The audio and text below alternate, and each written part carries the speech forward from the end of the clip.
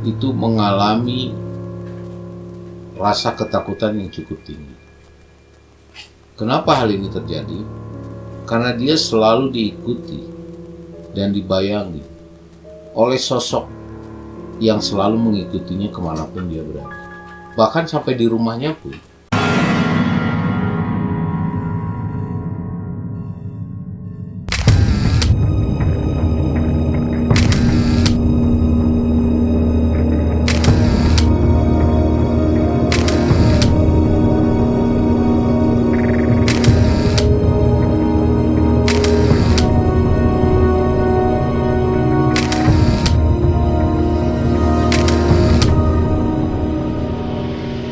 Selamat malam, sobat malam mencekam. Jumpa lagi dengan saya, host Yudi di sini,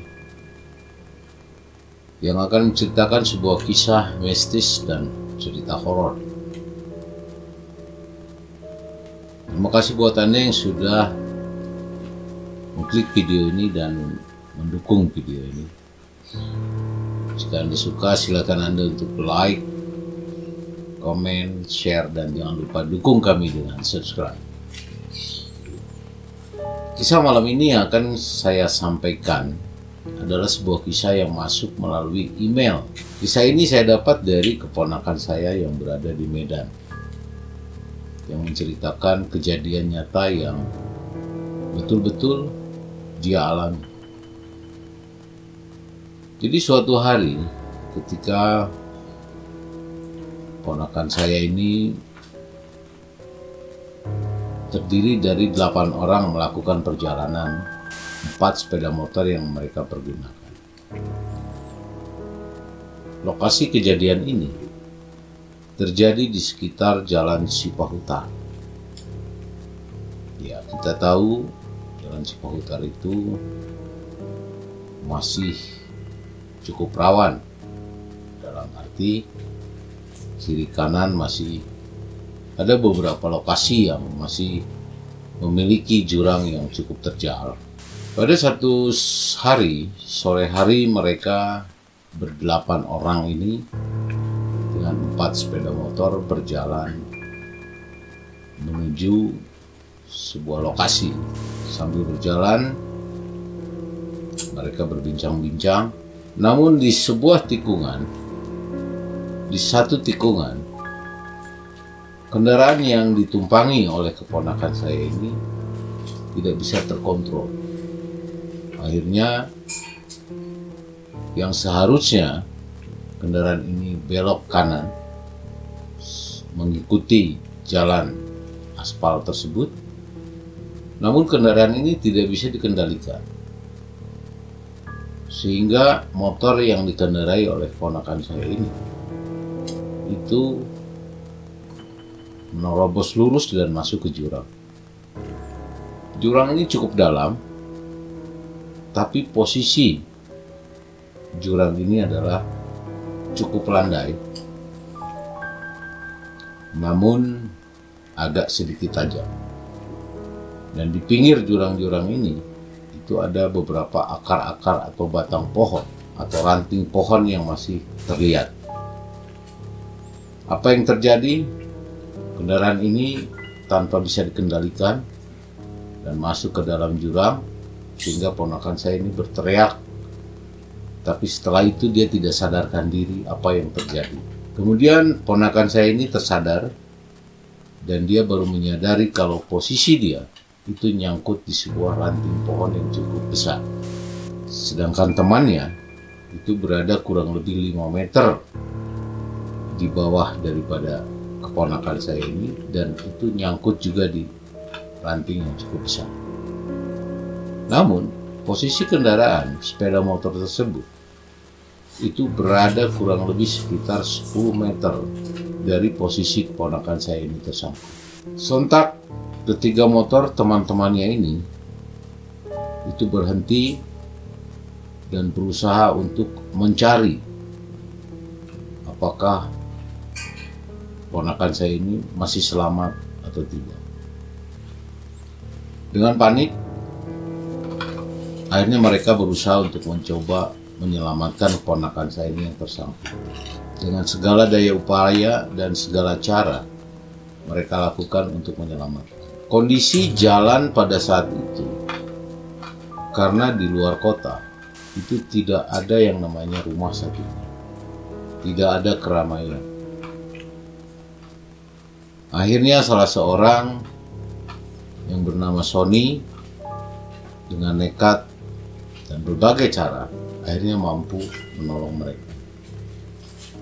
Tentunya dengan kondisi yang sangat mengkhawatirkan karena keponakan saya ini mengalami patah tulang di bagian iganya.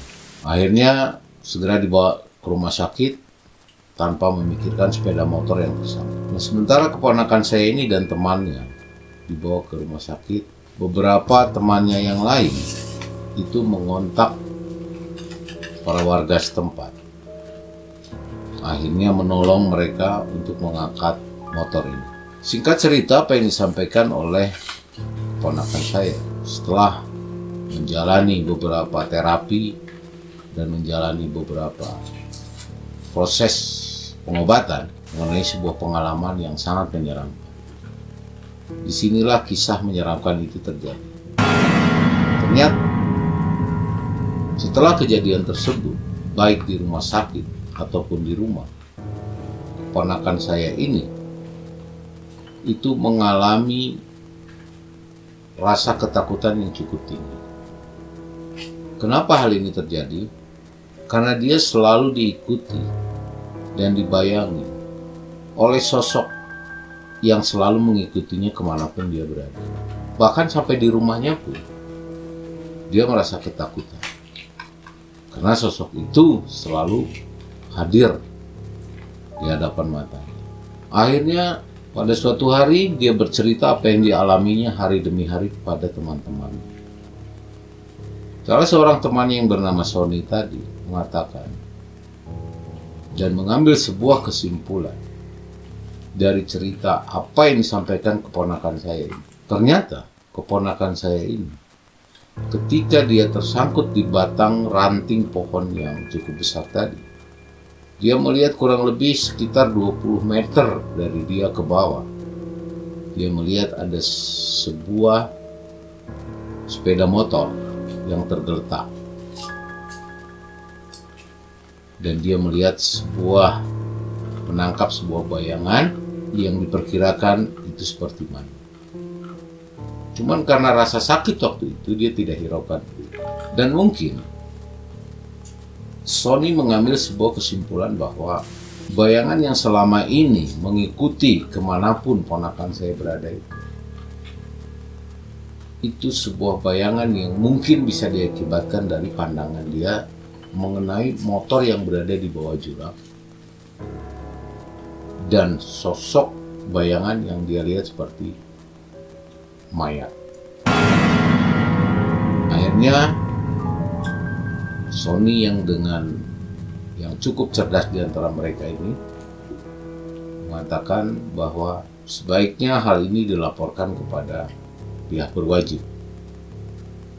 Akhirnya bersama teman-temannya, ponakan saya mendatangi pihak berwajib dan menceritakan kejadian pada saat kecelakaan tersebut. Apa yang dia lihat pada waktu dia tersangkut di ranting. Akhirnya berdasarkan cerita tersebut, dilakukan sebuah tindakan oleh pihak yang berwajib. Dan betul saja apa yang terjadi, Sobat MM. Akhirnya dilakukan pengangkatan kendaraan sepeda motor dari bawah tersebut dan ternyata memang di situ ada sesosok mayat yang akhirnya dilakukan pengangkatan. Seperti yang disampaikan Sony pada waktu itu, bahwa mungkin sosok yang selama ini mengikuti adalah sosok yang mungkin meminta bantuan, memohon supaya agar kondisi mayatnya, kondisi jasadnya itu bisa dilaporkan dan dilakukan pengangkatan. Dan apa yang terjadi? Memang setelah pihak berwajib melakukan evakuasi terhadap sepeda motor dan jasad tersebut, semenjak saat itu Ponakan saya merasa bahwa tidak ada satupun yang mengganggu dia kembali. Ini sangat menyeramkan. Demikian Sobat MM apa yang disampaikan melalui cerita dari ponakan saya ini. Moral cerita dari apa yang kita kisahkan malam hari ini adalah ketika kita berada di jalanan yang mungkin cukup rawan, cukup berbahaya, kita harus hati-hati. Dan jangan lupa Sobat MM untuk selalu kita berdoa dan mendekatkan diri kepada Allah Subhanahu wa Ta'ala agar segalanya kita dijauhkan dari hal-hal yang tidak kita inginkan. Demikian kisah ini Sobat MM kami sampaikan kepada Anda. Dan jika Sobat MM suka dengan kisah ini, silakan Anda untuk like, comment, share, dan dukung kami dengan menekan subscribe. Dan apabila Sobat MM sekalian memiliki pengalaman pribadi, kisah misteri dan horor, silakan Anda untuk mengirimkan cerita Anda melalui email yang sudah kami sediakan. Terima kasih Sobat MM, Anda sudah mendukung dan menonton video ini. Nantikan kisah kami selanjutnya. Tentunya masih di Malam Mencekam. Assalamualaikum warahmatullahi wabarakatuh.